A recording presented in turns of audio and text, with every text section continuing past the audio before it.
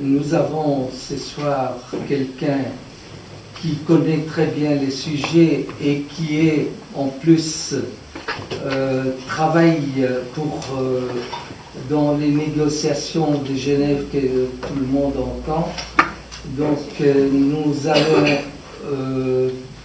être ravis d'entendre peut-être les dernières nouvelles si Randa veut bien nous donner.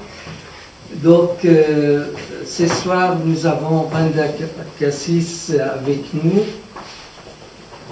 ex-journaliste, mais qu'est-ce que je dirais, militante pour la cause syrienne, et que elle a assez bien je ne vais pas citer toutes les associations qu'elle a fondées, mais Randa nous fait l'honneur ce soir d'être parmi nous, et je ne vais pas être long parce que le sujet est assez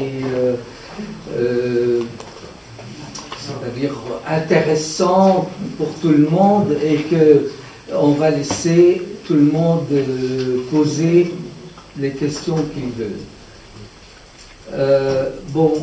Je vais tout de suite laisser la parole à Randa, qui va faire un petit résumé, pas très développé, mais elle préférait avoir vos questions et vous répondre directement. Que ce ne soit pas un professeur qui donne cours et qui donne son résumé, mais plutôt un dialogue avec vous. Et j'espère que ce soir, ce sera un bon dialogue et que tout le monde puisse dire démocratiquement sa pensée et ce qu'il veut. Et elle est prête à vous répondre, à vous tous, ce soir, et j'espère que tout se passe bien. Okay. Merci beaucoup. Merci. C'est bon. Bonsoir. Voilà, j'ai rédigé cette note quand j'étais en route vers Liège, pour tout simplement faire un petit résumé pour comprendre le déroulement des événements depuis Genève 2. Ça veut dire depuis Genève 1, depuis juin 2012. Alors en juin 2012, la première rencontre entre plusieurs pays, dont la Russie et les États-Unis, a eu lieu à Genève. Ces États s'étaient mis d'accord sur un communiqué fondé sur le principe d'un processus politique. Même Kofi Annan avait déclaré « L'organe de gouvernement transitoire exercera les pouvoirs exécutifs. Il pourra inclure des membres du gouvernement actuel et de l'opposition et d'autres groupes et doit être formé sur la base d'un consentement mutuel. » Cette formule laissait la sortie, ou laissait la porte, en fait, une porte de sortie à chacun des protagonistes. Mais ce communiqué a été interprété différemment par chaque partie. La Russie l'a interprété différemment que la France et les États-Unis, et même l'opposition n'était même pas d'accord sur l'interprétation de ce communiqué. Malheureusement, les pays occidentaux ont encouragé les opposants les plus rigides à être, et les a poussés à être plus hostiles aux négociations et ont encouragé la solution militaire. Après 1 an et demi d'une guerre dévastatrice, les Américains et les autres forces qui soutiennent des opposants irréalistes, ce qu'on appelait à l'époque le Conseil national syrien, puis ensuite la coalition nationale syrienne, sont retournés à la table des négociations, mais aucun dialogue constructif n'a pu déboucher de Genève 2. Et pour maintes raisons. D'abord, la volonté de plusieurs pays qui soutiennent la CNS, qui veut dire la coalition nationale syrienne, ont exclu d'autres parties de l'opposition qui étaient des laïcs, des Kurdes, par exemple les forces kurdes, dont le PYD, IPG, etc. La non-représentation de l'opposition syrienne. La troisième raison aussi, c'était l'intransigeance des membres de la de la coalition nationale syrienne qui se sont alignés derrière la position de l'Arabie saoudite, la Turquie et le Qatar. L'opposition n'était pas suffisamment organisée. Et pour cette raison, il a fallu 2 ans pour organiser l'opposition à nouveau. Alors la première plateforme qui rassemblait plusieurs opposants, c'était à Moscou 1, le mois de janvier 2015. Suivi par une autre réunion à Moscou, le mois d'avril 2015, a pu rassembler quelques opposants de l'intérieur, kurdes, dont Salim Muslem, le président de PYD, avec Khaled Issa, moi personnellement, d'autres aussi figures de l'opposition syrienne laïque qui sont arrivées à Moscou afin de négocier ou de dialoguer avec le gouvernement syrien, ça veut dire qui était présidé par Bachar Ja'fari. Certainement aussi ces réunions, malheureusement, n'ont rien pu avancer les choses, mais au moins ils ont pu briser le gel. Et aussi, tout le monde était d'accord de poursuivre cet exercice de dialogue.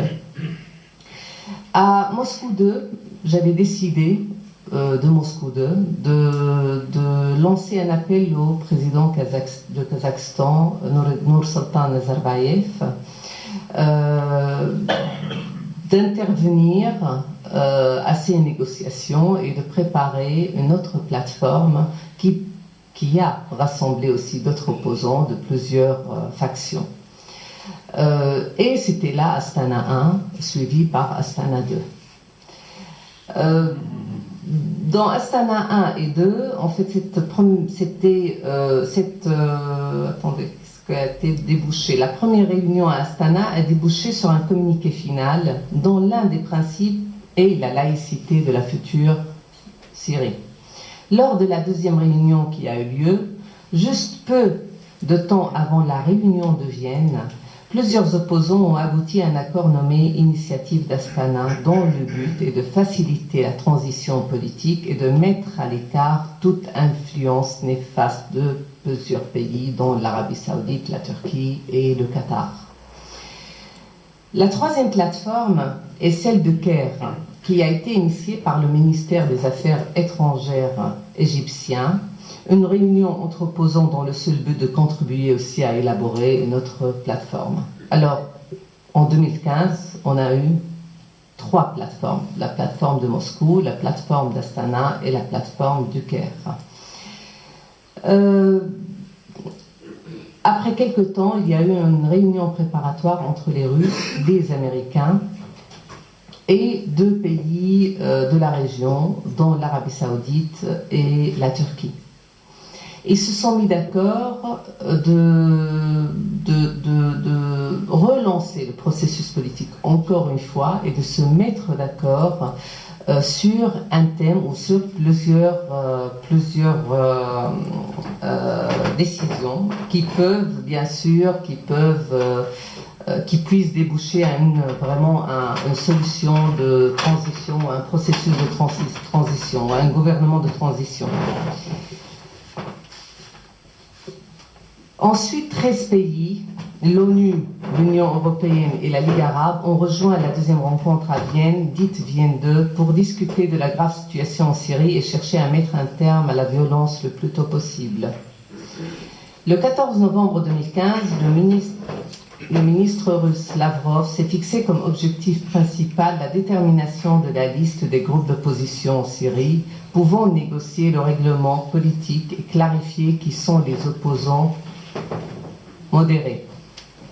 Les principaux apports de la seconde réunion de processus de Vienne, qui a abouti à une feuille de route, c'était la formation d'un gouvernement de transition dans 6 mois, les élections dans 18 mois, un projet de cessation des hostilités, une rédaction de nouvelles constitutions par les Syriens d'ici 6 mois, la réaffirmation de la nécessité de se conformer aux résolutions du Conseil de sécurité des Nations Unies sur l'arrêt du commerce illégal de pétrole, d'antiquités et d'otages dont bénéficient les terroristes. L'impératif de combattre le terrorisme dont Daesh, Al-Nusra et autres groupes terroristes djihadistes. Malheureusement, jusqu'à aujourd'hui, les pays ne sont pas mis d'accord sur les groupes terroristes en Syrie, qui sont les groupes terroristes. Certainement, ils étaient d'accord de mettre Daesh et Al-Nusra comme groupe terroriste, mais ils n'ont pas encore défini les autres groupes terroristes, comme par exemple Ahrar al-Sham, Jaish al-Islam. Il y a certains pays qui disent, certains pays qui préfèrent de ne pas mettre Jaish al-Islam et Ahrar al-Sham dans cette liste parce que pour eux, ce sont des rebelles islamistes modérés, et c'est là où il faut voir, ça veut dire quoi modéré. Mais ils se sont mis d'accord de lancer ce processus politique, d'où on a eu la résolution 2254.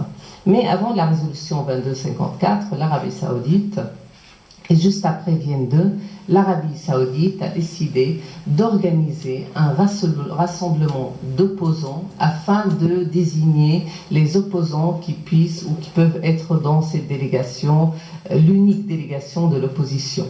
Alors, ils ont organisé une plateforme, la plateforme de Riyad. Malheureusement, ils ont écarté, éloigné tous les laïcs, comme d'habitude, et les Kurdes, dont le PID et les forces kurdes sur le terrain. Après, il y a eu une rencontre entre Lavrov et Kerry à New York. C'était le mois de novembre, mais je vais vous dire exactement. Bon, je crois que c'est le 15 décembre, pardon, le 18 décembre 2015. Et ils étaient bien d'accord sur la résolution, et cette résolution a bien stipulé que l'opposition doit être représentée par les plateformes, d'abord de Riyad, Le Caire, Moscou et d'autres. Autres, c'était un terme flou qui permettait d'inclure le groupe d'opposants de Astana 1 et 2, puisque Kerry, Jean Kerry, personnellement, s'est opposé à mettre Astana 2 en tant que plateforme dans cette résolution. Alors, suite à cette résolution, une délégation de l'opposition syrienne composée par les trois plateformes, Moscou, Astana et Le Caire, a pu trouver sa place au pourparlers de Genève en tant qu'une délégation négociatrice coprésidée par Kadri Jamil et moi, au nom de la délégation des laïcs démocrates syriens. Comme vous le savez, le HCN, il vient de suspendre sa participation à Genève. Mais la deuxième délégation, ou plutôt la délégation des laïcs et démocrates syriens, nous avons maintenu notre présence et notre participation à Genève afin de continuer à négocier, à discuter et trouver une solution politique à la crise syrienne. C'est en cours, normalement, je suis juste venue pour faire le colloque, mais je vais retourner le plus vite possible à Genève, même aujourd'hui, après la fin de ce colloque, je retournerai là-bas. Vous allez dire, est-ce qu'il y a de l'espoir? D'ailleurs, c'était le thème de ce colloque. Est-ce qu'il y a vraiment un vrai espoir à la Syrie? Moi, je crois personnellement oui. Je suis optimiste. Pourquoi? Parce qu'il y a quand même un accord russo-américain à propos de la cessation des hostilités, même si vraiment c'est très fragile jusqu'à aujourd'hui, et certains rebelles même ont décidé de casser la trêve qui est là-bas. Surtout sur le front nord en Syrie qui est près d'Alep. Il y a des rebelles, surtout pour moi ce ne sont pas des rebelles, mais ce sont des terroristes de Al-Nusra qui ont repris les combats dans la partie nord de la Syrie, et ils appellent d'autres rebelles aussi à reprendre prendre les armes. Malheureusement, nous avons tous écouté M. Mohamed Allouche, qui était dans la délégation de HCN, qui a demandé aux Syriens de reprendre les combats, qui veut dire, c'est-à-dire faire échouer les pourparlers de Genève. Certains qui sont convaincus jusqu'à aujourd'hui qu'il n'y a que la solution militaire qui peut résoudre ce problème. D'ailleurs, ils ne sont pas les seuls. Le régime aussi.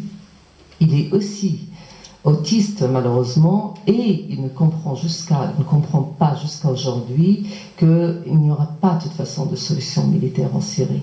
Il n'y aura qu'une solution politique, partagée, travailler, c'est-à-dire savoir travailler avec l'autre partie de l'opposition afin de créer un gouvernement de transition partagé par les deux côtés. Nous sommes en train de travailler toujours sur cette solution. Nous allons aussi peut-être très prochainement pouvoir unifier les délégations en prenant peut-être quelques membres de HCN qui sont plus flexibles que les autres, avec les Kurdes aussi qui sont boycottés par la Turquie. Salih Muslim jusqu'à aujourd'hui, même les autres forces kurdes ne sont pas malheureusement dans les discussions de Genève parce que la Turquie s'y opposait. Voilà, ça c'est en résumé et je suis prête à répondre à vos questions. Merci, Anja.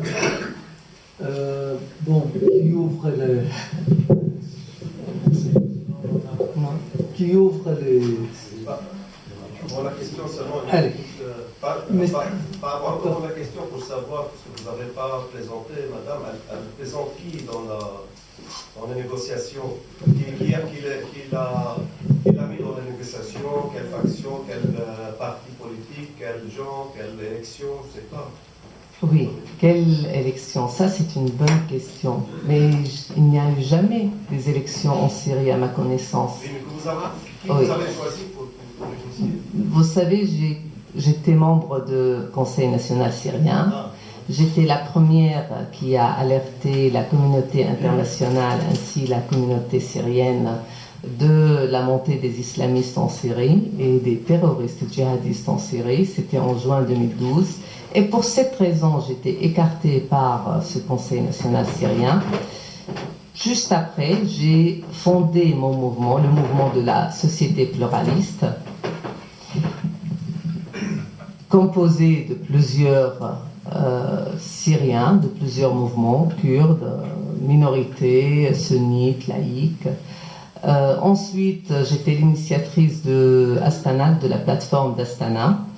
J'ai invité plusieurs partis syriens de l'opposition syrienne, voilà, dont je suis... par qui? Par in facto, c'est-à-dire pas in iuris, c'est pas par une loi, par le fait des choses, voilà, par le déroulement des voilà. Mais vous êtes contre le pouvoir et contre les islamistes. Oui, tout à fait. On peut être contre les deux. Oui, mais vous n'avez pas une milice qui combatte là-bas.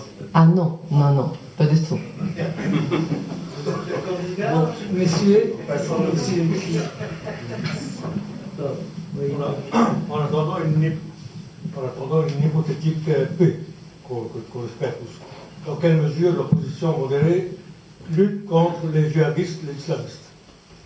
Écoutez, comme j'ai dit à monsieur, je n'ai pas une milice qui combat de toute façon en Syrie sur le terrain. Je préside un mouvement, une plateforme qui est composée par plusieurs opposants, plusieurs partis de l'opposition, mais qui veulent tout simplement la solution politique et qui croient à cette solution politique, avant tout. Alors, est-ce qu'il y a vraiment des rebelles qui peuvent combattre le terrorisme? Ça, c'est une autre question. Il faut plutôt s'adresser aux combattants qui sont sur le terrain en Syrie. Pour moi, non, il y a peu. peut-être, mais pas beaucoup malheureusement, parce que jusqu'à aujourd'hui, il y a plusieurs qui rejoignent le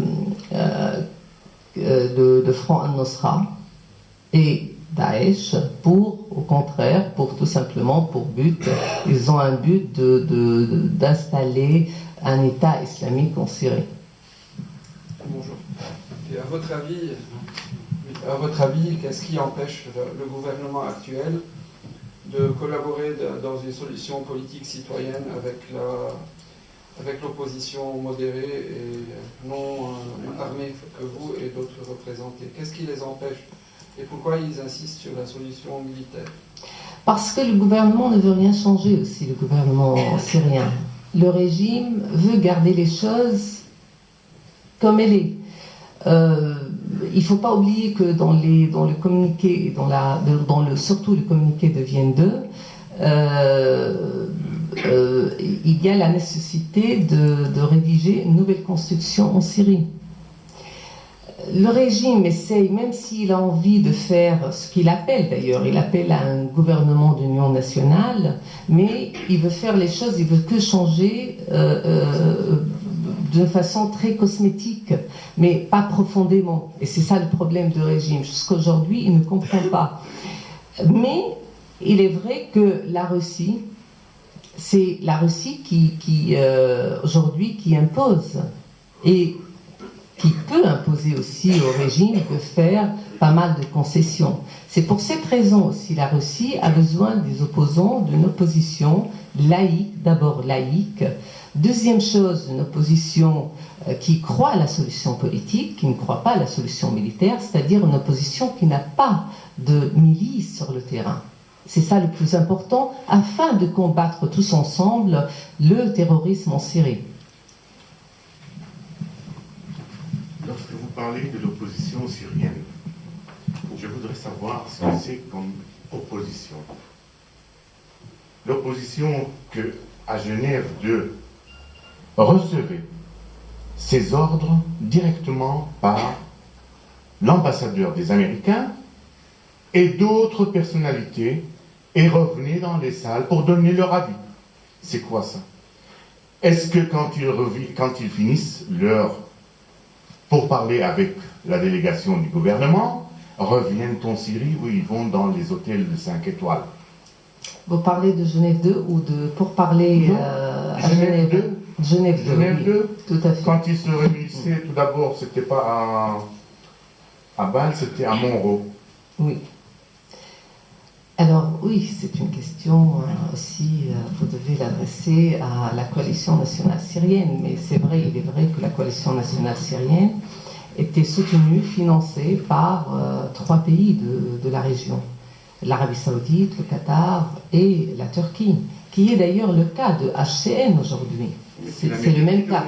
C'est parce que il faut savoir que les États-Unis quand même ont soutenu cette opposition, cette coalition. Ils l'ont toujours soutenu. Moi, j'avais pas mal j'ai reçu pas mal de fois Robert Ford. C'était à l'époque, c'était lui le cofondateur de cette coalition. Et j'ai longuement parlé avec Robert Ford en lui disant que ce n'est pas de cette façon-là qu'on arrive, cette façon qu'on peut arriver à une solution politique en Syrie ou un changement au moins progressif en Syrie. Le problème que certains pays croyaient un effondrement du régime syrien, mais un effondrement direct du régime syrien, et ils préparaient soi-disant une alternative à les mettre en place, comme ça a été fait de toute façon en Irak et autres, même en Libye. Malheureusement, les Américains, comme d'habitude, échouent avec leur solution à eux, et leur solution ne débouche que, en fait, ne peut déboucher qu'à un chaos général de pays. Jusqu'aujourd'hui, les Américains, puisque moi j'ai vu même le successeur de Ford, Rabenstein, après Rabenstein c'était Michael Ratney. Malheureusement, c'est ça la politique américaine, elle continue toujours. Elle ne veut pas comprendre, elle ne veut rien comprendre. Même quand ils ont insisté sur le HCN en tant qu'un seul interlocuteur au pourparlers de Genève, il n'avait pas compris que c'est pas possible, parce que sinon ce serait quand même l'échec total de pourparlers de Genève, ce serait le même cas de Genève 2. Il nous faut quand même aujourd'hui des opposants qui sont rationnels, qui sont réalistes, qui savent qu'est-ce qu'il y a, c'est-à-dire qu'est-ce qu'on peut prendre, qu'est-ce qu'on peut donner, comment on peut vraiment créer ou avoir un changement, même s'il est un changement progressif. Il n'y aura pas de changement de toute façon radical. Ça, ce qui est certain, et personne n'en veut d'un changement radical en Syrie aujourd'hui. Parce que c'est tout simplement, il y a la question des minorités, il y a la question de la laïcité, il y a la question de l'effondrement de l'État même. Seulement, pardon, pour compléter, mais tout ça, déjà avant qu'il y ait une opposition et avant qu'il y ait la crise en Syrie, pourquoi tous les camps de réfugiés étaient déjà préparés dans le sud de la Turquie? Moi, je suis de la région d'Iskenderun. Et j'ai de la famille là-bas, toujours vivant là-bas. Tous les camps de réfugiés étaient préparés avant la crise syrienne. Alors ne me dites pas d'une opposition, c'est une fabrication qui a été faite par les Américains dans la région. Même Qadri Jamil, qui était dans le gouvernement, qui a quitté donc le gouvernement, il est parti en Russie et il s'est installé là-bas et tout ça, et il a déclaré qu'il est devenu donc réfugié là-bas, ainsi que Jihad Moqdsi, qui a laissé tomber, qui a fait l'affaire du nucléaire et du bazar. Mais je ne pense pas, je m'excuse, mais je ne crois pas que toute l'Assemblée ici sait exactement ce qui s'est passé en Syrie. Parce que les moyens d'information et les médias européens, ils ont fait un blocus total. Ils n'ont donné que ce que Al Jazeera a donné, Al Arabiya et France 24, avec Hollande, Sarkozy et tout ça. Et les Syriens n'ont rien à voir là-dedans. Donc je voudrais comprendre ce que c'est. Bon, en partie, écoutez, en partie peut-être il y a une sorte de vérité, mais c'est pas du tout totalement, parce qu'il faut aussi reconnaître que Bachar al-Assad n'a rien fait pour son pays. Il avait l'opportunité d'abord. Il avait l'opportunité de faire beaucoup de choses. Même il n'a aucune légitimité de rester. C'est-à-dire, il faut comprendre cela. Il n'a aucune légitimité de rester. Bien sûr, en pouvoir, c'est le fils qui a succédé à son père. Alors, il n'y a pas de légitimité. Je ne suis pas en train de vous dire que, voilà, demain, la Syrie sera démocrate. C'est une question de temps, de mentalité, d'éducation. Mais de continuer à dire que c'est une conspiration, c'est un tout petit peu aussi irréaliste. Il faut voir les choses. Je reproche aux autres qui sont aussi les radicaux qui veulent aucune solution politique, je reproche la même chose, qu'ils sont pas du tout réalistes, mais malheureusement vous aussi. Et là maintenant nous sommes, de toute façon, oublions ce qui s'est passé, parce que vous êtes convaincus de cette hypothèse. Mais écoutez, mais qu'est-ce que vous voulez faire? Vous voulez vraiment maintenir ou continuer la guerre? Il n'y aura, de toute façon, il n'y aura plus de pays. Si vous continuez la guerre, il n'y aura plus de pays. Nous sommes contre qu'ils cherchent la guerre. Vous êtes contre. Vous avez beaucoup de choses qu'il faut dire aux gens ici. La Syrie, elle doit apprendre à l'étranger quand ça a commencé. La Syrie, elle a avancé dans l'industrie.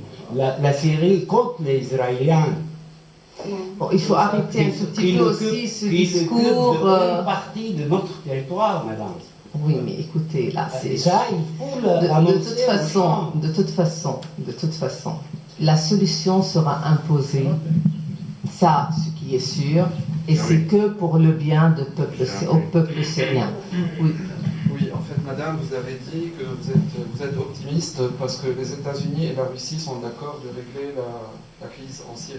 Oui. Pour les membres de la société civile belge, ils ne sont pas habitués à ce genre de discours, vu que la souveraineté ici est un sentiment national et que nous n'avons pas l'habitude d'ingérence étrangère dans notre politique intérieure, ni d'aller solliciter des étrangers pour nous aider dans notre pays. C'est bon, il faut le dire, parce que ça, c'est pas la culture moyenne, ils ne connaissent pas la culture moyenne-orientale, ni l'éducation, ni le passé, qui n'est pas un spécialiste des Moyen-Orient. Est-ce que pouvez-vous expliquer aux Belges qui sont ici ce point et comment... Écoutez, oui, de toute façon, la Syrie n'est plus souveraine. Il faut voir les choses. Quel pays Je suis désolée. Et quel pays arabe Quel pays arabe est souverain? Moi, je parle maintenant de la Syrie. Je parle de la Syrie, tout simplement. Alors, déjà, la Syrie, actuellement, n'est plus souveraine. Le régime d'Assad, je crois, sans la Russie... C'est fini. Voilà. Il faut voir les choses comme elles sont, quand même. Sans les Américains, ils sont rien. Il faut pas s'aveugler. Alors, aujourd'hui, nous avons besoin, c'est pas une ingérence qu'il y a, moi je vois pas ça de cette façon-là, que c'est une ingérence étrangère. L'ingérence étrangère, c'est plutôt l'ingérence de plusieurs pays, qui aident des rebelles et qui aident aussi l'armée syrienne. Ça, c'est une ingérence. Mais de trouver un accord russo-américain, c'est au contraire.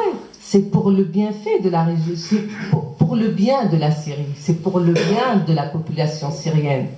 Sinon, qu'est-ce que vous avez comme solution? Dites-moi, vous tous ici. Ceux qui veulent tout simplement, qui voient la légitimité dans un régime qui est incapable d'ailleurs, et qui était incapable de gérer la crise syrienne, de gérer une révolte, ou d'autres qui sont aussi incapables de trouver une solution qui peut rassembler à nouveau tous les Syriens. Dites-moi, vous voyez une solution? Bon, je vais changer. Bon, à la fois...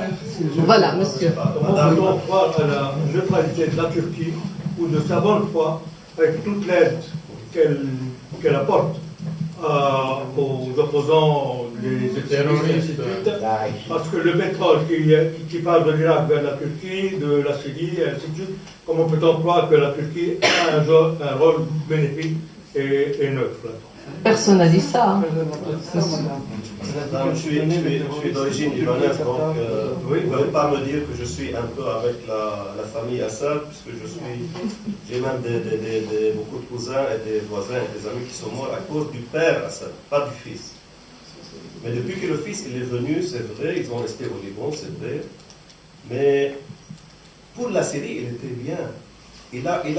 La Syrie, elle était affamée avant. Il n'y avait même pas, tout le monde sait, pour les Syriens et les Libanais, qu'ils étaient moins développés que le fils quand il est venu. Moi, j'ai visité la Syrie une fois. J'étais vraiment choqué par le développement qu'il a fait, et pour Damas, et pour Alep, et pour tous les citoyens. Même il était modéré avec les musulmans. Il a cherché Qatar, le Canada, oui, pour ouvrir des écoles pour les musulmans. Donc il a commencé à changer la Syrie. On ne peut pas accuser son père de tous les malheurs du monde aussi. Pourquoi? Parce qu'il était, comme il a dit monsieur, il avait Israël à côté, l'Irak de l'autre côté, la Turquie de l'autre côté, le Liban. Donc on ne peut pas. Ils sont des dictateurs, moi je suis convaincant. Il est dictateur, il était élu, il a changé même toute la constitution pour être élu. Oui, mais il était bien. Plus ou moins, on va dire. Voilà. Par rapport à la région, par rapport à Saddam Hussein, par rapport à d'autres, voilà, il était bien. Voyez. Mais pourquoi? Il y a la solution, c'est simple. Vous devez mettre la main avec celui qui est le moins mauvais, qui est maintenant, malheureusement, Bachar al-Assad. Toutes les forces laïques, maintenant, ils doivent mettre les mains. Tous les gens de l'Europe, ils doivent mettre avec la main contre les gens là-bas, les méchants, l'Arabie Saoudite qui va donner la démocratie à la Syrie, qui va apprendre la démocratie, et la Qatar surtout, et la Turquie. Mais madame, sinon, si la Syrie, elle chute encore une fois, heureusement qu'il y a Hezbollah qui a réussi l'année passée, qui ont aidé le pouvoir. Mais voilà, trois petits terroristes de 16-18 ans, regarde ce qu'ils ont fait ici. 3 petits. S'il y a 3000 qui sont infiltrés ici, on ne peut pas parler comme ça ici, hein, madame. Ça y est, c'est bon. Un petit connard là qui entre ici nous explose tous. Donc, la seule solution, c'est que tous les laïcs, tous les kurdes, tous les gens qui ont encore un petit cerveau dans leur tête, mettent leurs mains avec cet homme pour éliminer ces méchants qui viennent de Kazakhstan, que vous avez parti chez le président là. C'est un autre dictateur là, le président. Vous savez qu'il y a des milliers de Kazakhs là qui ok, j'ai compris, c'est bon. Bon, ça y est, c'est bon. C'est bon, ça va. c'est bon. Bon. Dites, monsieur, Alors, monsieur, qui a assassiné Hariri au Liban? C'est quand même les Syriens. Moi, Ce ne sont pas les Syriens. L'enquête vous l'entier, madame. Bon, écoutez, juste pour... À la fois, s'il vous plaît. Alors, je peux répondre avant. Alors, vous dites qu'il faut s'allier avec le régime syrien. Ok. Et je crois, c'est pas s'allier plutôt, collaborer.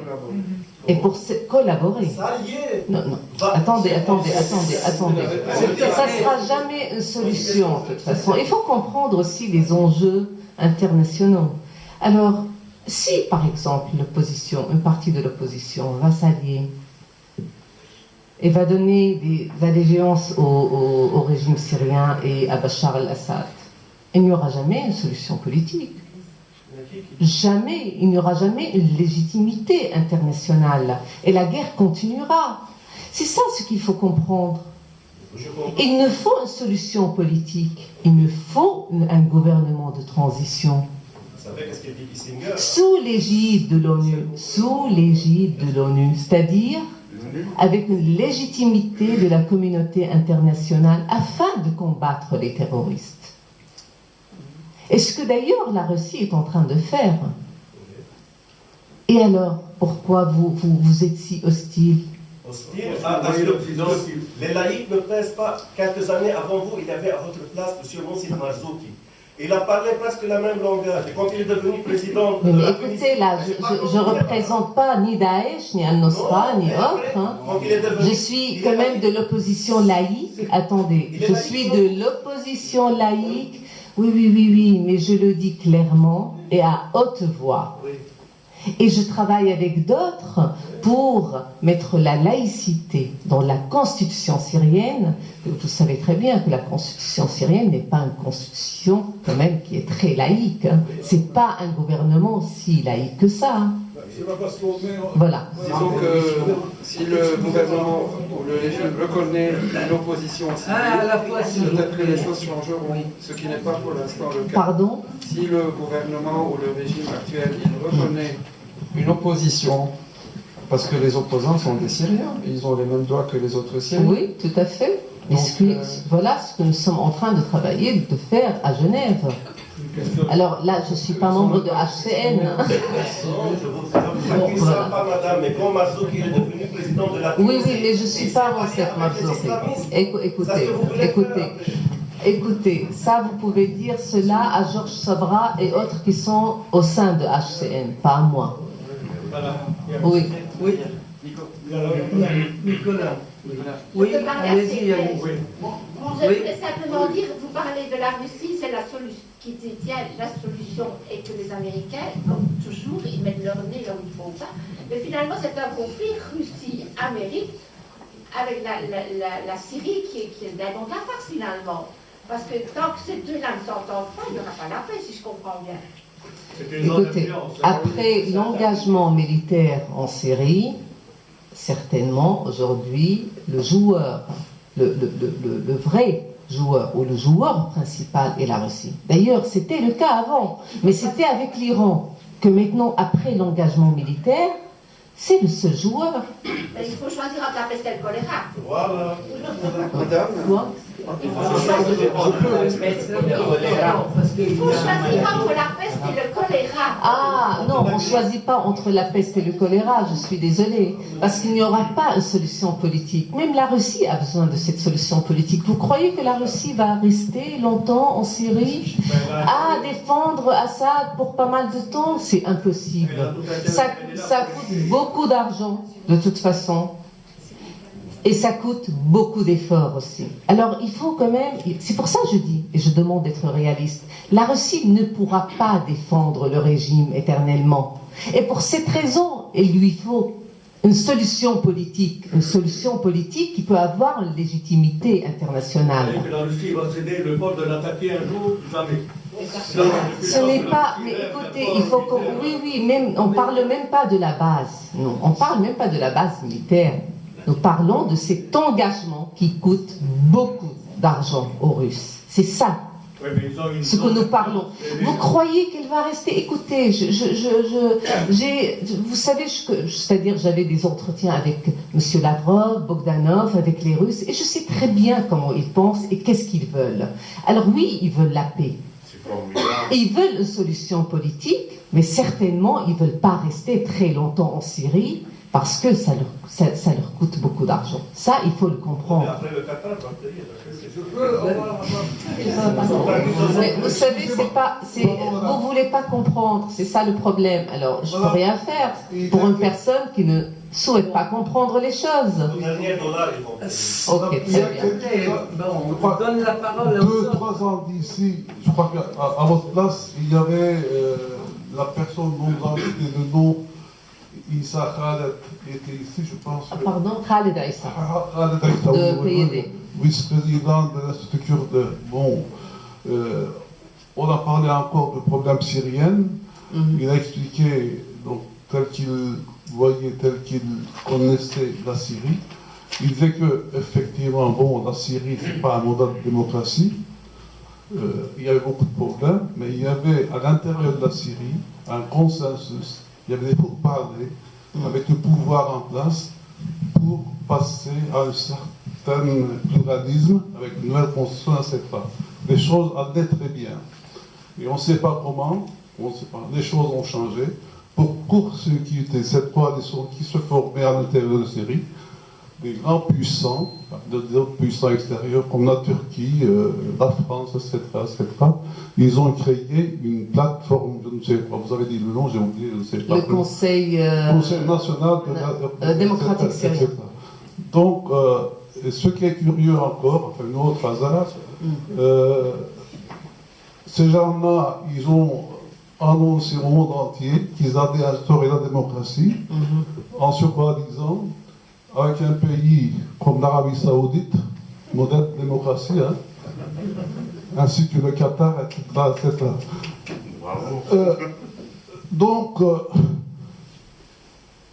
Et toutes ces choses-là se font dans la foulée de ce que l'on appelle le printemps arabe. On a profité de la situation, etc. Je crois que sur le problème-ci, il y aura la paix. Mais j'ai bien peur que cette paix ne sera pas la paix que les Syriens choisiront eux-mêmes. Vous l'avez dit eux-mêmes, parce qu'il faut bien aussi dénoncer l'attitude de l'Occident, l'attitude hypocrite depuis la Première Guerre mondiale, qui ont façonné, qui ont créé, qui ont morcelé cette région du monde. Vous ne pouvez pas me dire qu'il n'y a pas un problème de relation de cause à effet entre le problème palestinien et le problème des frères musulmans, syriens, etc. Tout se tient dans cette région du monde. La Turquie, jusqu'à il y a 4 ans, 5 ans d'ici, c'était Assad et Erdogan. Ce pas des frères, hein. Et puis, quelques temps après, voilà, on est arrivé à cette situation. Maintenant, je veux bien croire, hein, je suis laïque, moi aussi. J'ai de l'origine syrienne. Je suis du sud de la Turquie, parce que là aussi il y a beaucoup d'Arabes qui suivent la situation avec beaucoup d'inquiétude. Nous avons peur. Nous avons peur parce que, au fur et à mesure que ces djihadistes qui perdent le terrain, qui quittent la Syrie, se répandent dans le monde entier, il y en a, on dénombre quelques milliers en Turquie qui sont prêts à passer à l'action. C'est le cas en Libye, ailleurs peut-être. Maintenant, oui, il y aura peut-être une solution politique, je suis d'accord. Mais la solution politique qui va être imposée en Syrie, ce ne sera pas la solution des Syriens. Ce sera la solution des puissants, parce que et la Russie, et les États-Unis, et la France, ils ont des intérêts dans cette région du monde, ils ont des intérêts économiques, ils ont des intérêts géopolitiques je ne suis pas sûr qu'ils vont renoncer à leur intérêt. Merci beaucoup.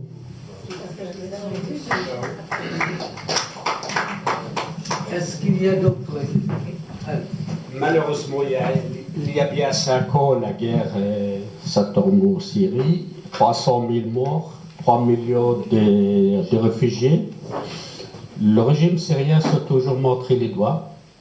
Il y a quelques semaines d'ici, le régime syrien il a récupéré une ville, des ruines, des pierres. Mais pas plus que pierres, pour moi c'est des pierres. Et les Occidentaux commencent à donner le poids, un petit peu de poids, qu'il est quand même, Bachar Assad l'a récupéré quand même, grâce aux Russes bien sûr. Mais il faut oublier ça. Il faut d'abord revenir sur les racines. Le problème, en Syrie, il faut d'abord intersyrien, arrangement intersyrien. Il n'y a pas besoin des Américains ou les Russes pour les Iraniens, ils ont un intérêt. Hezbollah aussi. Le Qatar et l'Arabie Saoudite. L'Arabie Saoudite, le Qatar, qui a l'Arabie aussi, on l'appelle le printemps arabe au Qatar, les gens ils étaient massacrés. On a tiré avec des balles réelles sur les gens. Eh bien, on a des présidents, normalement le président européen ou le président américain, tous les 4 ans, ils changent. Nous, on n'a pas de président. On a des empereurs. Ça peut durer jusqu'à... Même leurs enfants, leurs petits-enfants, ils peuvent gouverner. C'est le monde arabe qui doit changer. C'est les autres pays arabes. Il y a une ligue arabe qui doit quand même changer, mais à pas comme les Européens, comme la communauté européenne, mais à quoi montrer le pays qui fait une faute et qui le met à sa place. Et ici, il n'y en a pas. Enfin, c'est l'anarchie, c'est le bordel total. Ben, voilà. Merci. Bon, je vois qu'il n'y a pas de questions, mais c'est plutôt des commentaires. Je suis là pour les questions, pour répondre aux questions. Si vous me permettez, moi je suis belge, je vois ça de très loin évidemment, et je suis tributaire de la presse qui est aussi mauvaise que l'on a déjà dit. Le problème est-il un problème purement syrien ou tout simplement un problème européen? L'Arabie Saoudite, c'est l'ennemi héréditaire, je crois, de l'Arabie Saoudite, c'est quand même bien la Syrie.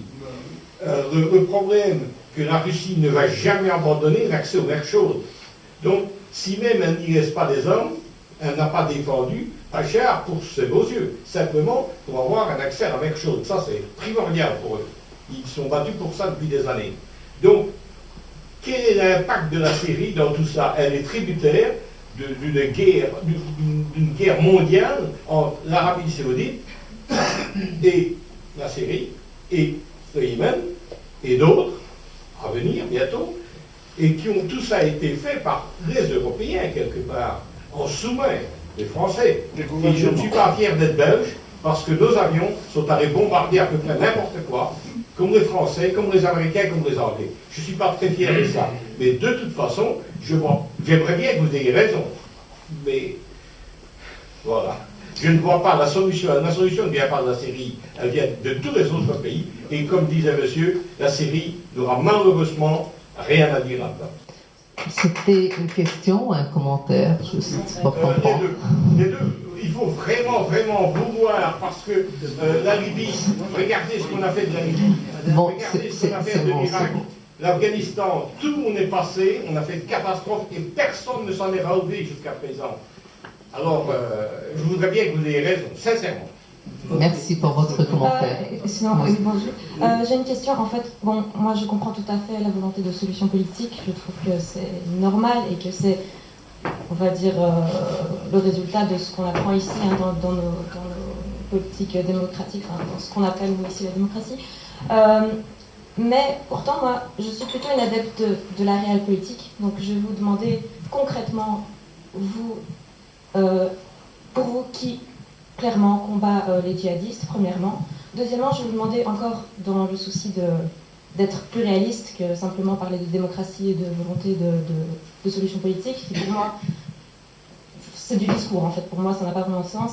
Donc voilà, je voulais vous demander aussi, donc, en plus de savoir qui pour vous combat les djihadistes, est-ce que vous ne pensez pas que justement depuis l'indépendance de la Syrie, le contexte géopolitique dans lequel est la Syrie, dans lequel se trouve ce pays qui est très complexe d'un point de vue ethnique, très complexe d'un point de vue confessionnel, est-ce que justement vous ne pensez pas que, on va dire, un régime comme ce qu'on appelle dictatorial est quelque chose de plutôt normal en fait, Et quel est, on va dire, voilà, comment est-ce que vous pouvez amener un gouvernement de transition et comment est-ce que ça va garder les Syriens unis plutôt que de les diviser?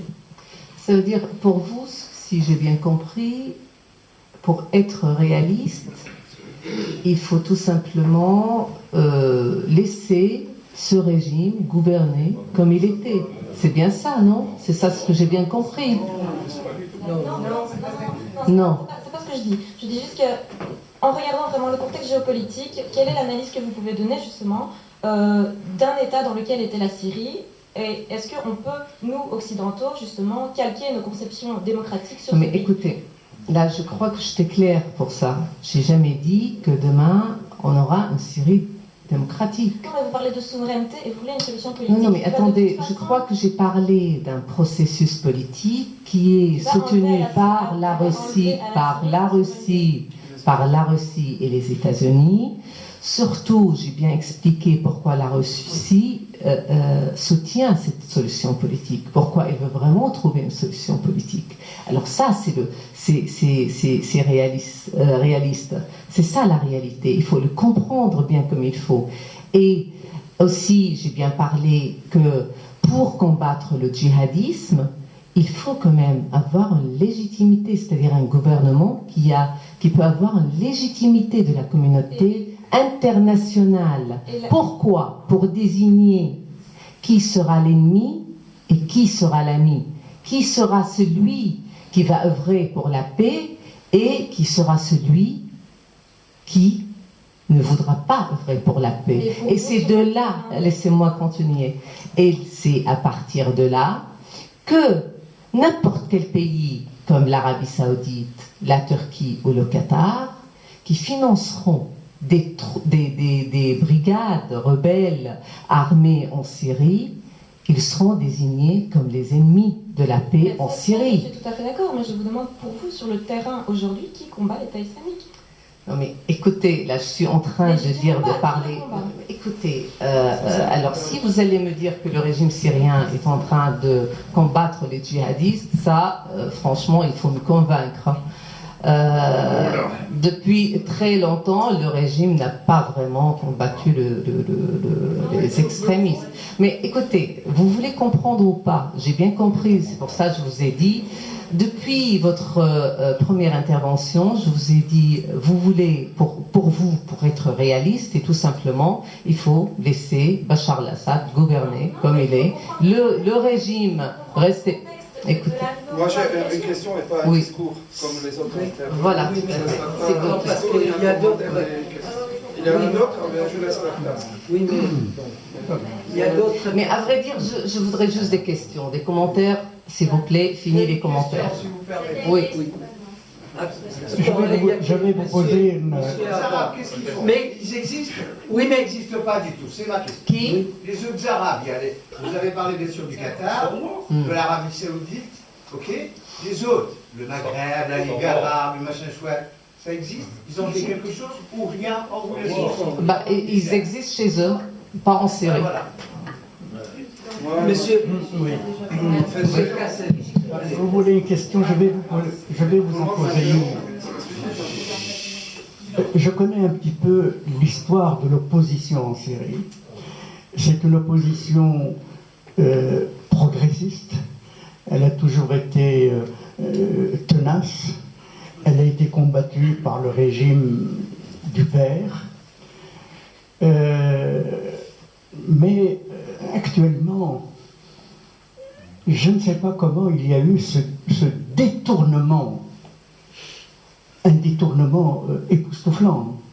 C'est-à-dire, on part d'une demande de démocratie qui se transforme en une demande de Dieu, en une demande d'Allah.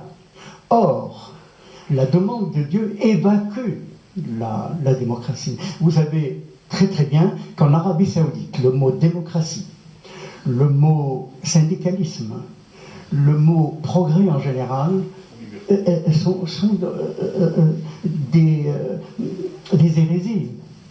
C'est contre l'islam. Alors que vient-il faire en Syrie? Ça, c'est une grande question. Alors, moi je me dis que non seulement le régime actuel fait face à ce danger, à ce monstre, à cette goule. Mais l'opposition également, l'opposition honnête, l'opposition intelligente, l'opposition laïque, comme vous dites. Et là, je voudrais vous poser une question. Est-ce que vous êtes capable de fédérer tous les laïcs syriens avec vous? En êtes-vous capable? Ou bien est-ce que vous essayez tout simplement? Ça, c'est terrible. Moi, je pense à un homme que j'aimais beaucoup, Michel Kilo. Maintenant, je ne veux plus en parler, je ne veux plus en entendre parler depuis le jour où, lorsqu'on lui a dit, mais ils ont attaqué Maloula, il dit non, mais on va essayer de... Et il a dit, Nosra, il ne faut pas la diaboliser, je suis allé les voir, ils m'ont embrassé sur les 2 joues. Alors cet homme-là, qu'est-ce qu'il devient? Qu'est-ce qu'il peut faire? Un homme qui était communiste, athée, laïque en tout cas. Alors moi je dis, moi je fais confiance à Padre Jamil, je dis tout simplement, qu'est-ce que vous représentez? Je suis laïque, hein, mais je vous pose quand même la question à vous, que représentez-vous dans la Syrie actuelle? Moi vous apportez un espoir extraordinaire. La Russie seule actuellement peut imposer une solution politique à la fois au régime et à l'opposition, et ce serait une bonne chose. Mais j'aimerais connaître un petit peu votre poids spécifique. Alors, merci pour le commentaire et pour la question. Vous voulez savoir mon poids? Moi? Oui, j'ai compris. Alors, nous les laïcs, qu'est-ce que nous pesons, voilà, sur le terrain? La Syrie est composée de plusieurs minorités ethniques et religieuses qui forment 35%. 35%. Comptons les Kurdes qui sont en Syrie. Ils sont quand même à 12%. Les chrétiens, 7-8%. Les ismaéliens, 1%. Les druzes, 5%. Les alaouites, 12%. Et autres minorités ethniques et religieuses. Nous arrivons à 35%. Toutes ces minorités veulent un pays laïque. Avant tout, pourquoi? C'est une question de survie. Sans, bien sûr, oublier qu'il y a quand même des sunnites laïques. Il ne faut pas oublier en Syrie que les sunnites ne sont pas tous radicaux. Il y a peut-être une petite minorité qui est radicale. Mais à vrai dire, il y a des sunnites qui sont dans les villes. Voilà, monsieur, il est de Damas. Vous connaissez Damas, non? Oui, bien sûr. Vous pouvez même dire comment il est Damas. Oui. Les sunnites ne sont pas. Oui. Je vous laisse. Pour moi, personnellement, près de chez moi, à Damas, j'ai des voisins alaouites, chrétiens. Mes meilleurs amis, ils sont syriens, oui. Voilà. Mais à la base, on discute par rapport à la religion. Ça n'existe pas entre nous. Tout à fait. Alors, l'armée, la plupart des effectifs de l'armée sont sunnites. Oui, tout à fait. Alors, il y a aussi à Alep, c'est la même chose. Après, c'est vrai, ces villes-là où ces citadins ne peuvent pas représenter tous les Syriens qui sont quand même en province ou ailleurs. C'est aussi à cause de la pauvreté, il y a pas mal de facteurs qui laissent certains dans l'ignorance aussi. Et pour cette raison d'ailleurs que l'Arabie Saoudite arrive à financer pas mal de rebelles qui sont dans ces zones-là. Pourquoi Damas n'est pas tombé jusqu'à aujourd'hui? Parce que c'est des gens civilisés et instruits. Instruits, voilà. Cultivés. Parce qu'ils savent très bien qu'ils ne peuvent pas s'allier avec l'Arabie, ni avec l'argent. Ils ne peuvent pas même s'allier avec l'argent qui vient de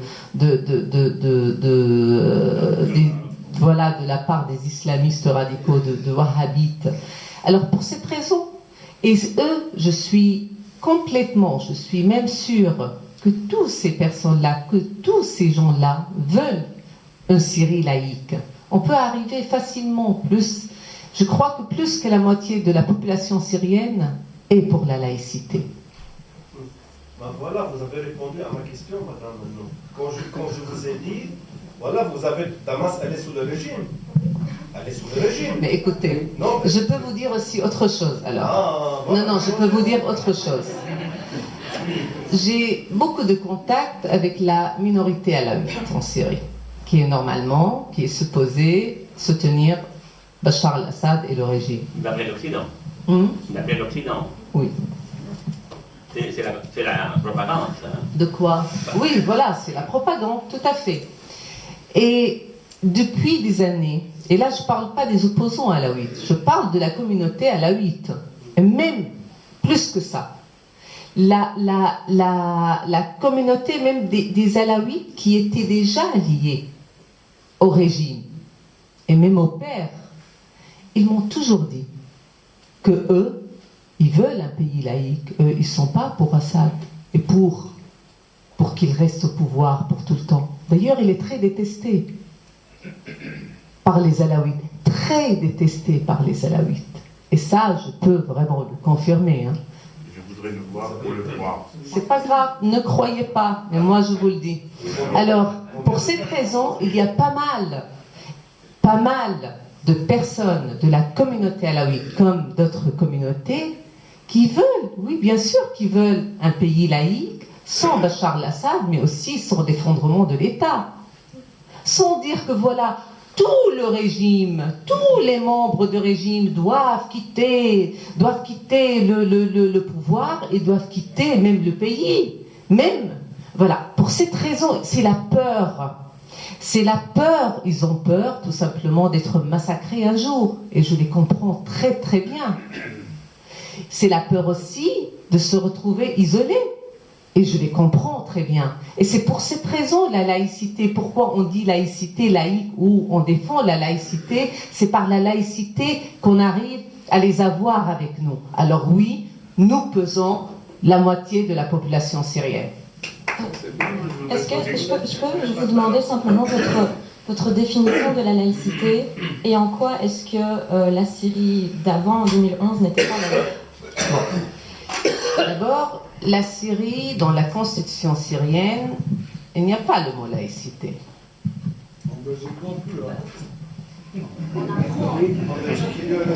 Ah bah voilà, vous demandez c'est quoi?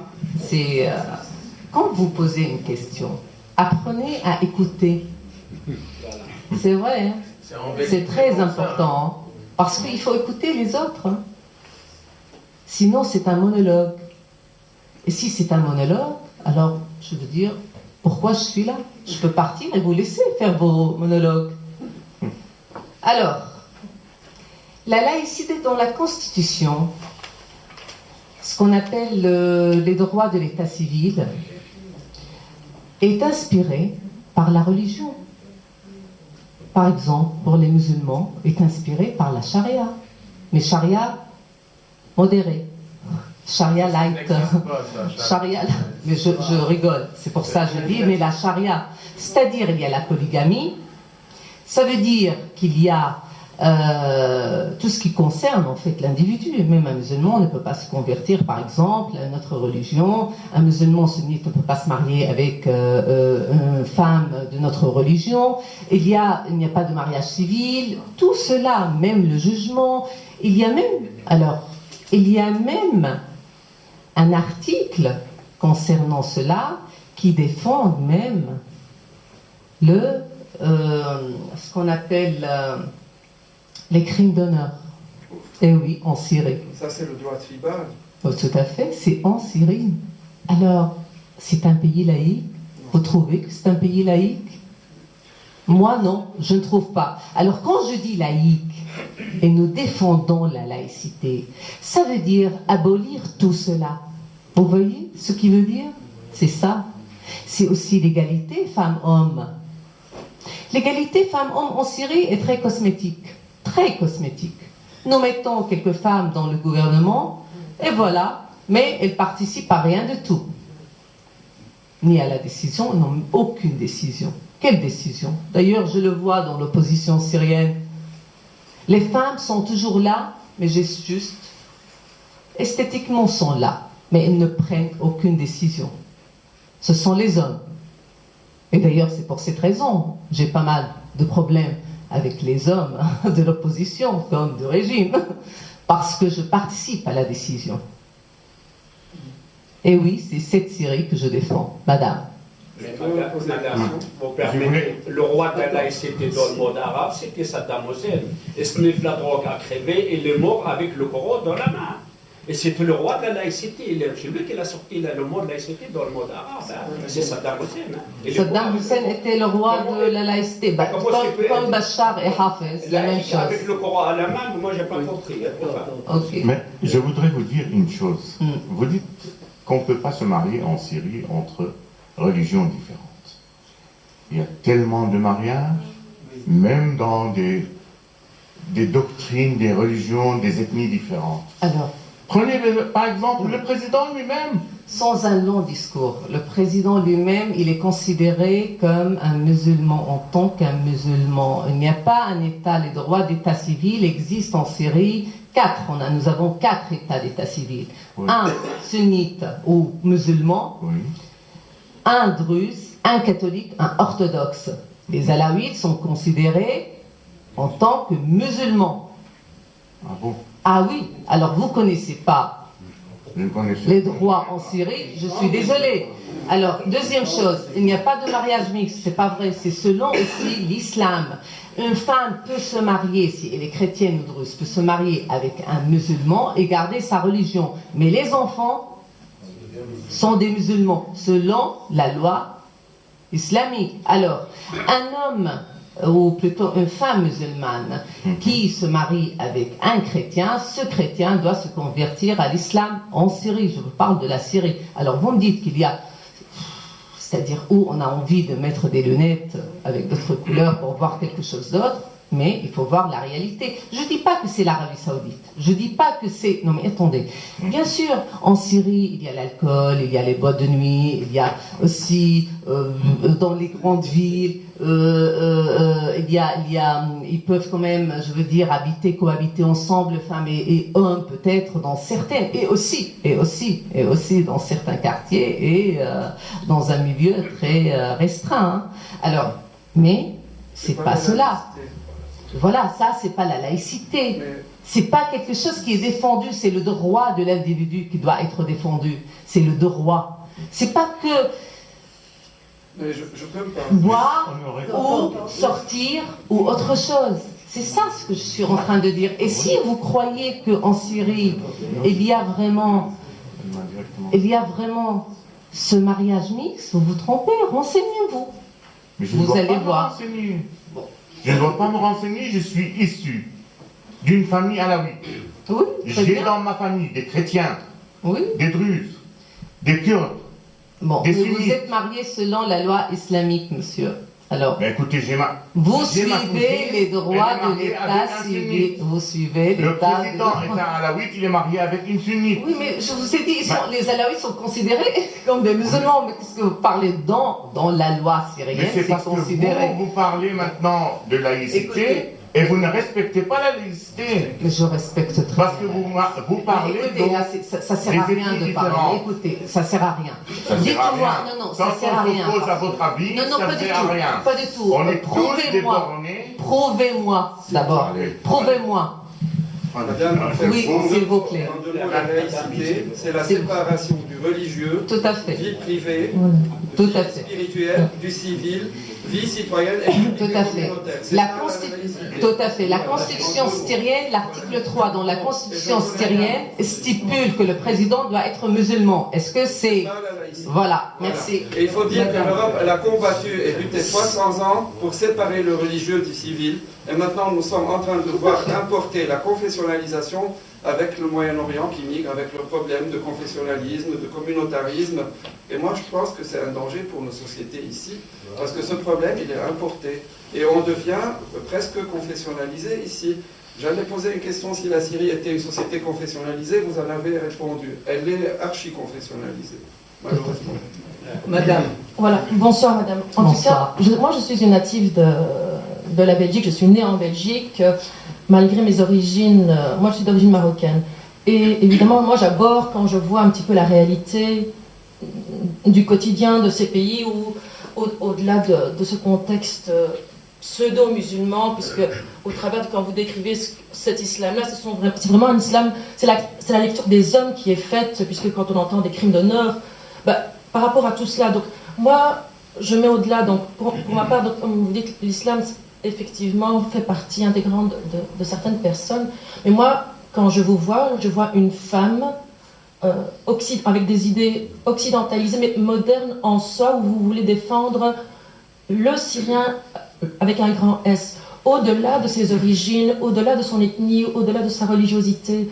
Donc votre combat, moi je souhaiterais, parce que quand je vous vois, vous êtes un petit peu cet espoir, je me dis, voilà, c'est quelqu'un qui est issu de la Syrie, qui a un bagage, qui en impose, parce que vous êtes une femme, c'est compliqué de s'imposer dans un contexte d'homme, de mâle, parce que la place de la femme, et même quand on parle au-delà de l'islam, enfin, la lecture machiste de l'islam, et c'est une lecture qu'on retrouve dans d'autres lectures, enfin dans le monde arabe, la place à la femme, elle n'existe pas, donc elle est considérée comme une certaine futilité. Moi, ce que je voudrais, voilà, pour moi, ça vous est un espoir, parce que quand on voit l'actualité de la Syrie aujourd'hui, on a mal, on se dit par rapport à son patrimoine, par rapport à son histoire, à sa richesse, c'est une catastrophe ce qu'on est en train de voir. On est en train de détruire le patrimoine de l'humanité en réalité.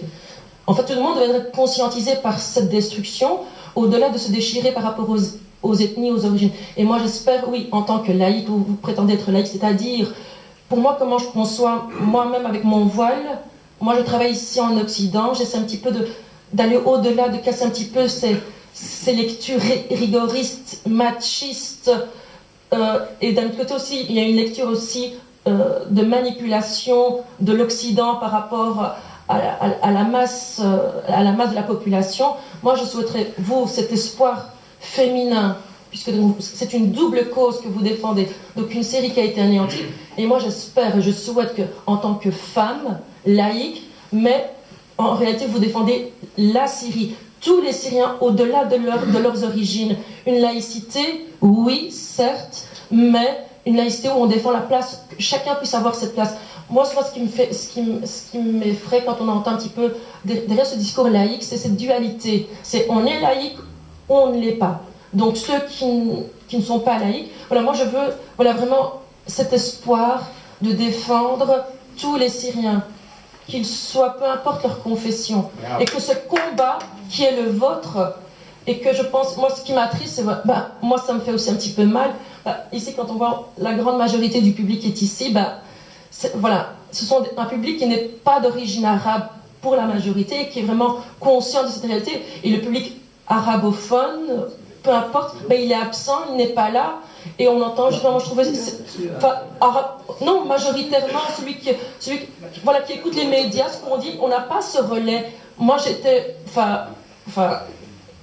interpellée parce que vous me dites qu'il y a quand même une négociation, j'ai foi en ce que vous dites, que vous vous battez pour la Syrie, et que vous essayez au-delà, qu'il faut vraiment composer avec ces puissances occidentales, puisqu'elles mènent la danse, et vous essayez quand même de tirer quelque chose dans ce petit morceau, et vous défendez la Syrie, et c'est défendre tous les Syriens, peu importe leur origine, leur confession, leur ethnie. Et moi j'ai foi, et vous donnez cet espoir, et au-delà de cette complexité, de cette réalité qui est complexe. Donc laïque, mais laïque pour tous, défendre tout le monde. Et je trouve qu'aujourd'hui, dans notre société actuelle occidentale, où on prône justement la laïcité, la neutralité, en Belgique on parle d'une neutralité, mais je trouve que la neutralité, elle n'est pas la même pour tous. Et moi, je souhaite, vous, en tant que Syrienne, c'est vous battre pour tous les Syriens. Et un combat pour l'éducation, la santé, la place de la femme, la place de l'homme, la place de tout le monde, chacun a sa place. C'est ce combat-là, c'est cette réalité-là. Et je pense que quand un peuple sera entièrement instruit, éduqué, soigné, on n'aura pas de place à ces radicaux qui viennent vous laver le cerveau et prétendre à un paradis qui n'existe pas, en tout cas à leur façon. Allez-y, madame, je vous écoute. Voilà, se battre pour l'éducation. point. Et là, il n'y aura plus de place aux radicaux, il n'y aura plus de place à cette haine, c'est tout. Voilà, défendre tout. Merci. Merci. Je me rends compte que l'une des difficultés du débat, c'est qu'il y a différents plans d'analyse qui se superposent en permanence et qu'il faudrait distinguer en fait. On a commencé par des questions très pratiques, très concrètes de la résolution du problème actuel, de la crise actuelle, qui est pour une bonne partie militaire aussi, parce que sinon les Russes ne seraient pas intervenus. Et pour une question aussi de tactique, ça c'est une question immédiate. Il faut résoudre la crise. Et de l'autre côté, il faut penser au long terme, au programme de long terme. Là, je vous soutiens complètement, quoi, la laïcité. Mais en vous écoutant, quand vous nous parlez de la constitution syrienne, je me rends compte que là, il y a un compromis dedans. Il a fallu certainement faire des concessions aux sunnites qui sont majoritaires. Et donc, ça me donne quelques indices sur ce que la question va être très dure, la question de la laïcité. Mais il y a complètement ce programme-là. Je vous soutiens, il y a une grande sympathie pour cette proposition. Mais c'est de long terme, vraiment de très long terme. Parce qu'il ne faut pas non plus qu'après la crise actuelle, une nouvelle crise redémarre. Donc, et là, il faut penser à la question immédiate, à la question de la crise. Comment est-ce qu'on résout une crise? Et là, il est évident que si les Russes n'étaient pas intervenus, les Américains, les Turcs, l'Arabie Saoudite, etc., auraient continué à soutenir ce qu'ils appelaient les rebelles, mais c'était vraiment les islamistes.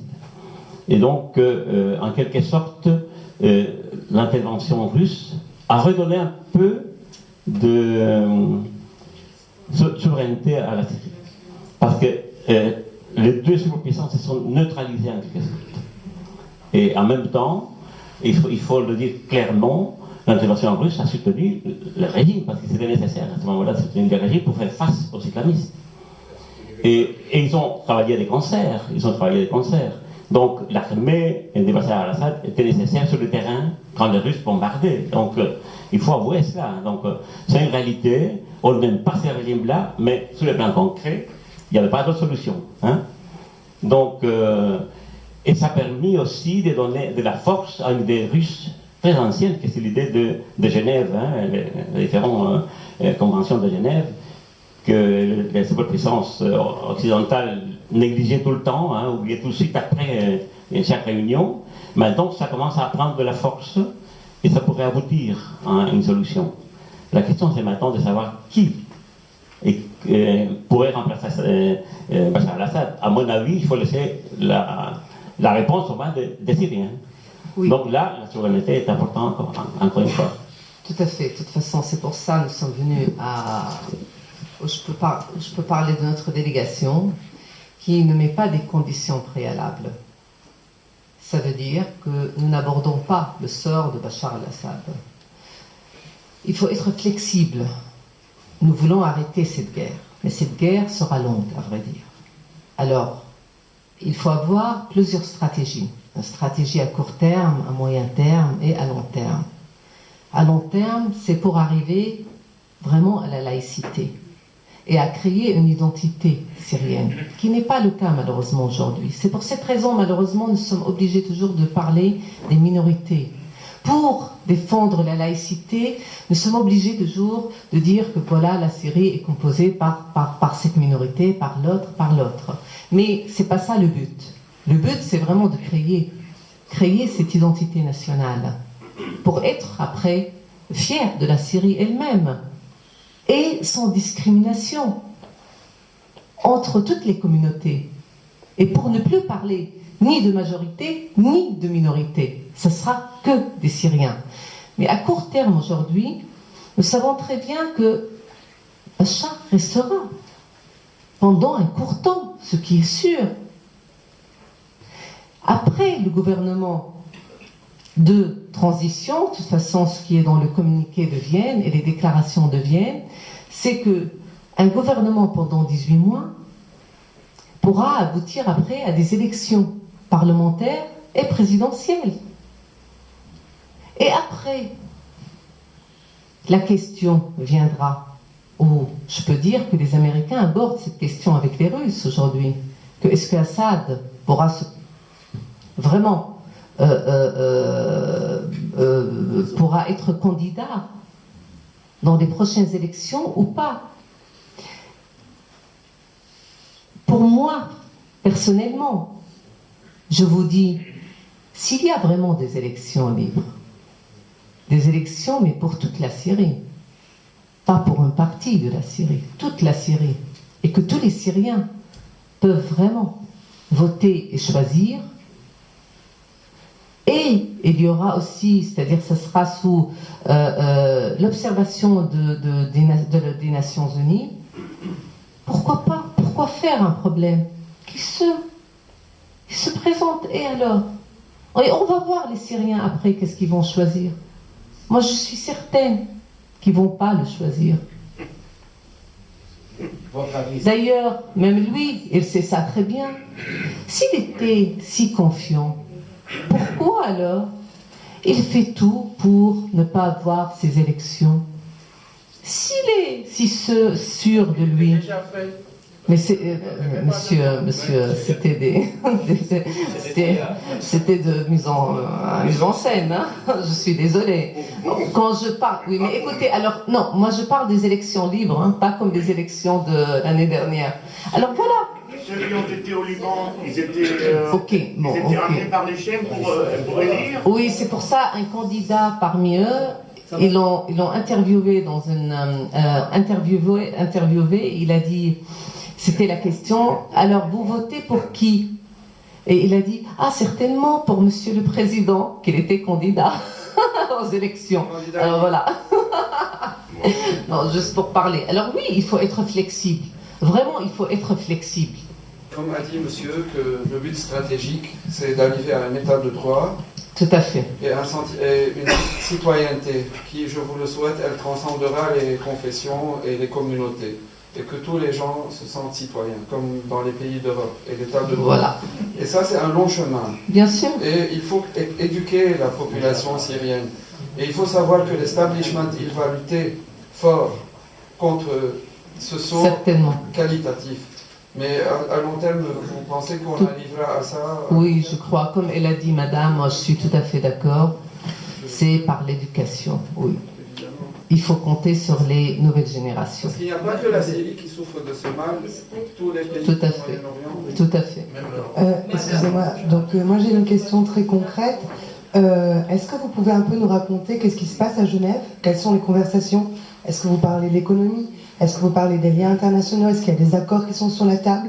Qui est réellement là? Quelle est la part de la Russie, de la France, des États-Unis, etc. Enfin, moi je suis très curieuse de ça parce que on n'en parle absolument pas, ça reste comme un truc un peu secret et on vous a en tant que témoin. J'aimerais bien avoir vraiment votre expérience concrètement et voilà, merci. Merci. Non, parce qu'aujourd'hui, en fait, c'est la question est tout simplement d'unifier l'opposition syrienne, puisqu'il y a 2 délégations composées de plusieurs plateformes. Comment faire pour avoir un seul discours, pour avancer dans la même dans le processus politique. C'est-à-dire, Dimstora l'autre jour, il voulait discuter avec nous comment on voit la transition en Syrie. Comment on peut avoir une vision si diverse. C'est-à-dire, le HCN le voit autrement que nous. Le Caire, qui est même dans la même délégation, le voit aussi autrement. Alors il faut quand même unifier le discours, faire un plan. Comment on voit cette transition en restant le plus réaliste, c'est-à-dire en sachant qu'est-ce qu'on peut obtenir et qu'est-ce qu'on doit donner. C'est ça le plus important. Et pour arriver à cela, il faut vraiment unifier, c'est-à-dire il faut plutôt refaire la délégation de l'opposition syrienne en intégrant d'autres opposants qui ne sont pas aujourd'hui au pourparlers de Genève. Voilà, c'est ça ce que nous sommes en train de travailler à Genève. Quels sont les enjeux géopolitiques de cette zone du monde, de la Syrie? Quels sont les intérêts de la Russie, de la France et des États-Unis dans cette partie du Moyen-Orient? Alors, géopolitiquement. La France a tout perdu. Elle n'a aucune influence aujourd'hui en Syrie. Quels sont les intérêts économiques et géopolitiques? De qui? De la France? Des grandes puissances. De la Russie, des États-Unis. La Russie, c'est très stratégique. C'est plutôt stratégique. Il n'y a pas d'intérêt économique, à vrai dire, en Syrie. Il n'y a pas d'intérêt économique. C'est juste stratégique. C'est très stratégique, la Syrie. La Russie. Non, la Syrie. Non, la Syrie est très stratégique. C'est la porte. C'est la porte. Et en plus de ça, c'est aussi, il faut savoir que la Russie a tout perdu. Il lui reste que la Syrie aujourd'hui dans cette région. Et grâce à la Syrie, elle pourra être à nouveau dans le Moyen-Orient. À nouveau, aujourd'hui, les Libanais courent envers la Syrie. Ils ne courent plus, ils ne viennent plus en France et aux États-Unis pour parler de leurs problèmes politiques. Et c'est plutôt l'inverse, c'est vers la Russie. Ils partent en Russie. Les Égyptiens aussi. Voilà, c'est ça qui est très important pour la Russie. Mais bien sûr. C'est ça qu'on Et voulait les savoir. États-Unis Le passage de pétrole. Oui, il y en a. Il y a certainement ça, passage de pétrole, à vrai dire, c'est pas vraiment ça. Hein. Si ils veulent une présence, c'est plutôt l'Arabie, le Qatar, la Turquie, oui, l'Arabie Saoudite, oui. Mais les États-Unis aujourd'hui, après quelques années, n'auront plus besoin de pétrole. Ça, c'est à votre avis. Oui. S'il vous plaît, Charles. Nous avons tous compris que vous êtes une laïque convaincue. Mais vous êtes encore apparemment minoritaire en Syrie. Qui est laïque? Est-ce que vous croyez que vous êtes suffisamment structuré que pour fédérer les différentes ethnies, les différentes religions, les différentes tendances en Syrie? Alors, j'ai une deuxième question qui n'a rien à voir avec la première. Hein. La deuxième question est celle-ci. Est-ce que vous pensez que les femmes seront le moteur de l'évolution, non pas seulement en Syrie, mais également dans tout le monde arabe? Ce sont les femmes qui ont fait changer la société européenne depuis 200 ans. Ça a été une très longue lutte et il faut plusieurs générations pour faire changer la mentalité d'une société. Est-ce que vous pensez que les femmes seront prépondérantes dans les années à venir? Bien sûr. La femme est le moteur essentiel, important. Surtout pour un changement dans ces pays, pas qu'en Syrie, dans tous ces pays-là. Parce que c'est la femme qui paye le prix aujourd'hui dans ces pays-là, avant l'homme. Alors c'est à elle, elle a l'intérêt de se révolter, d'être ici en avant, de décider, de même de participer et partager le pouvoir. Participer à la décision et partager le pouvoir. Certainement, oui, ça va prendre des années, ça va prendre des générations. Mais oui, mais personne d'autre a dit le contraire. Mais il faut commencer, parce que si à chaque fois on va dire « Ah oui, mais ça va prendre des années, oui, mais la femme n'a pas sa place dans ces sociétés », nous n'arriverons jamais. Il faut commencer, et c'est ça ce qu'on fait. Nous commençons aujourd'hui. Pour la première question, pardon, c'était... La structure sociale... C'est pareil pour la laïcité. À vrai dire, c'est pareil. C'est pareil, c'est la même chose. Il faut commencer à structurer, pas l'opposition syrienne ou opposition laïque, non, à restructurer la société syrienne. Et ça va prendre aussi de temps. Nous ne sommes pas des rêveurs pour dire que demain nous aurons une Syrie laïque, la démocratie sera régnée en Syrie. Nous ne sommes pas des rêveurs, mais c'est le début d'un long travail. Voilà. Voilà, je voulais faire un petit commentaire, et la question après. L'exemple des femmes, elle vient de chez les Kurdes, parce que les femmes kurdes se soulèvent fameusement. Donc elle donne l'exemple. Deuxième chose, on a parlé de la géopolitique. Vous ne parlez absolument pas de l'Iran. Or, la Syrie, est-ce qu'elle ne fait pas tampon? Et c'est pour ça que le problème est si difficile, parce que tous les pays qui sont autour de la Syrie, ça pose quand même un problème. Et l'Iran, vous n'en parlez absolument pas. Oui, pourquoi je ne parle pas de l'Iran? C'est vrai que l'Iran avait beaucoup d'influence en Syrie, mais c'est avant l'engagement militaire et avant la levée des sanctions internationales qui changent toute la donne. L'Iran aujourd'hui court avec, comment s'appelle, Rouhani et Zarif, ils courent aussi pour avoir des investissements chez eux, ce qui va tout changer. Et il faut aussi connaître, il faut savoir quelque chose, que eux, s'ils étaient très influents aussi en Syrie, c'est pour freiner l'Arabie Saoudite. Que la Russie aujourd'hui est là, et la Russie ne donnera jamais la Syrie à l'Arabie Saoudite. Pour cette raison. Alors ils sont moins influents aujourd'hui.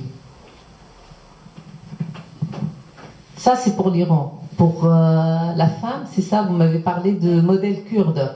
Écoutez, les Kurdes sont mes amis, ils étaient même mes alliés. Alors je connais très bien le dirigeant de PYD, comme M. Khaled Issa et d'autres. Et nous sommes toujours en collaboration. Et nous coordonnons ensemble. Et ils auront leur place dans la nouvelle délégation de l'opposition syrienne. Certainement. Et il est très bien que les Kurdes, les femmes kurdes, étaient quand même, ou donnent, ou peuvent donner l'exemple de la femme combattante, de la femme qui se révolte, de donner aussi ce modèle qui a aboli la polygamie aujourd'hui dans la zone kurde. Abolit la polygamie, ils ont installé quand même la parité, l'égalité, il y a pas mal, ce sont des droits de l'État, vraiment de l'État civil. Et pour cette raison, moi personnellement, je suis très fière et je suis très contente que nous avons ce modèle, parce que ça va nous aider aussi à créer d'autres modèles en Syrie, à l'intérieur de la Syrie. Écoutez, même si demain nous arrivons à avoir un gouvernement de transition, je ne suis pas en train de dire que la guerre va cesser, hein, ça va prendre des années aussi, parce que le terrorisme, quand même, est déjà en Syrie. Et pour tout simplement, les enterrer ou les virer, ça va prendre pas mal de temps. Alors c'est pour ça que je dis, c'est un changement progressiste. Pardon. Du Daesh, justement, comment est la situation par rapport au Daesh? J'ai pas compris la situation. Personne n'en veut de Daesh aujourd'hui en Syrie. Et si ils ont pris des villes, oui, mais s'ils ont pris, c'est que par la force que nous arriverons à dégager Daesh ou à les exterminer, tout simplement. Il faut être ferme dans notre combat, dans notre lutte, ferme, et aussi, il faut savoir qu'il n'y aura pas de compromis avec les islamistes radicaux et les djihadistes. C'est tout. Est-ce qu'il y a une partie de la société syrienne? Je vais laisser madame parce que là, quand même... Juste pour continuer votre discours, un peu une question. Si vous dites qu'il y a toujours le Daesh et il faut toujours combattre, que nous, on a aussi cette information, on voit que la guerre continue toujours et sans intervention des Russes, ça a changé vraiment la courbe de la guerre. Et Vladimir Poutine, il a dit aussi, je ne vais pas mettre mes hommes en Syrie, je vais juste bombarder. Et parce que je vais bombarder, parce que je ne veux pas que les Daesh, ils retournent chez moi en Russie, ils explosent chez moi. Voilà. Donc, c'est un grand soutien. Tout le monde a compris et vous êtes d'accord avec ça. Et moi, je voulais vous dire aussi, dans ce moment délicat, vous êtes un Syrien, votre pays est en guerre. Vous avez dit vous-même qu'il y a des Daesh à combattre encore. Pourquoi vous n'approuvez pas les élections de votre président? Pourquoi vous n'allez pas avec...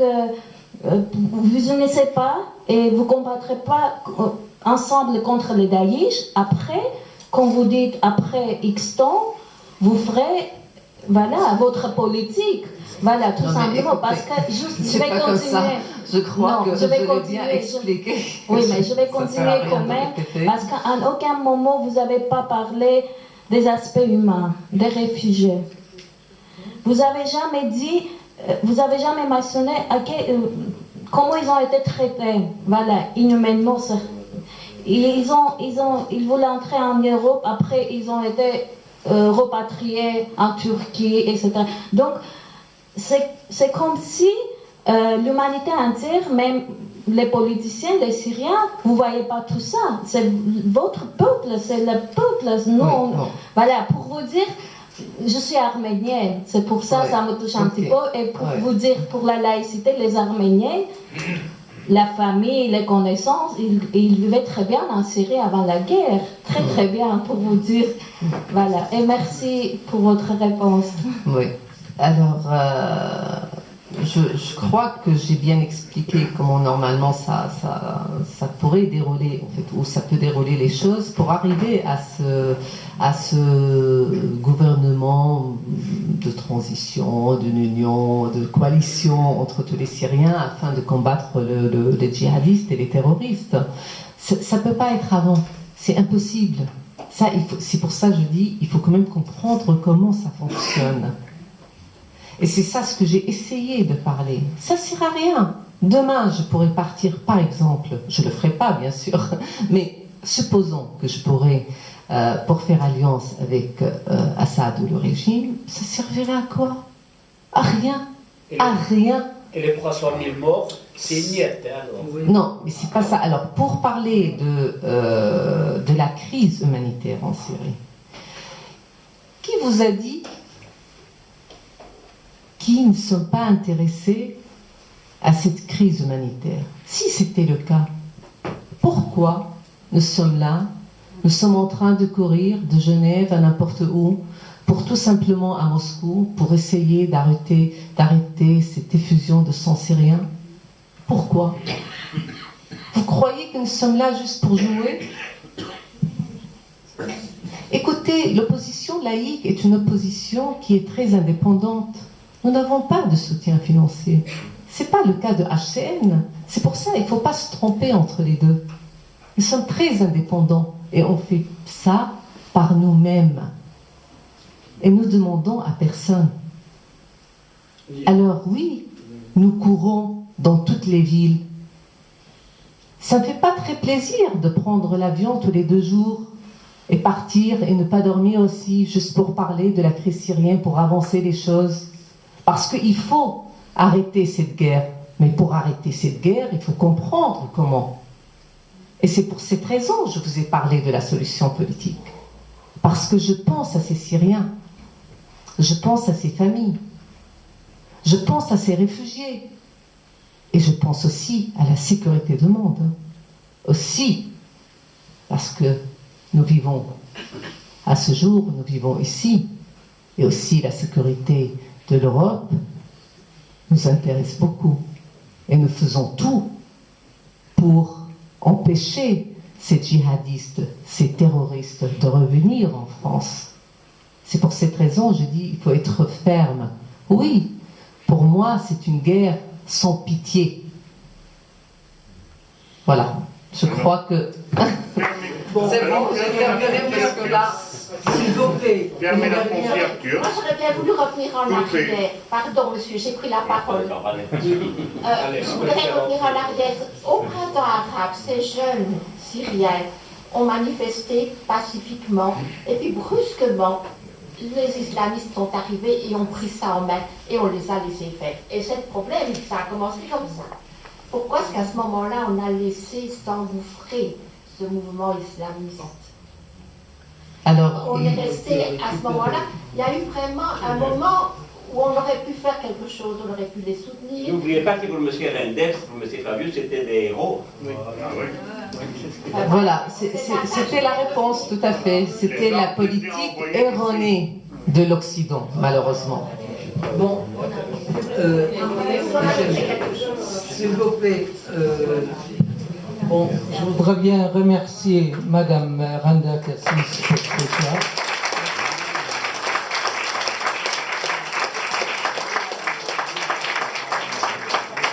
Et vous remercier tous d'avoir animé cette soirée avec vos questions qui sont pertinentes et qui sont intéressantes. Et je crois que Randa est contente de cette soirée et j'espère on va pas la laisser traîner un peu avec des questions qui se répètent parce qu'elle a un long chemin, elle retourne à Paris pour prendre après l'avion pour Genève. Donc on va terminer ici en vous remerciant et en suivant les activités des centres pour ce qui vient après. Donc nous avons encore des choses et on va en parler de la Syrie dans un mois ici. Donc vous êtes les bienvenus et merci beaucoup pour vous tous. Je vous remercie pour votre présence, vos questions et j'espère à bientôt.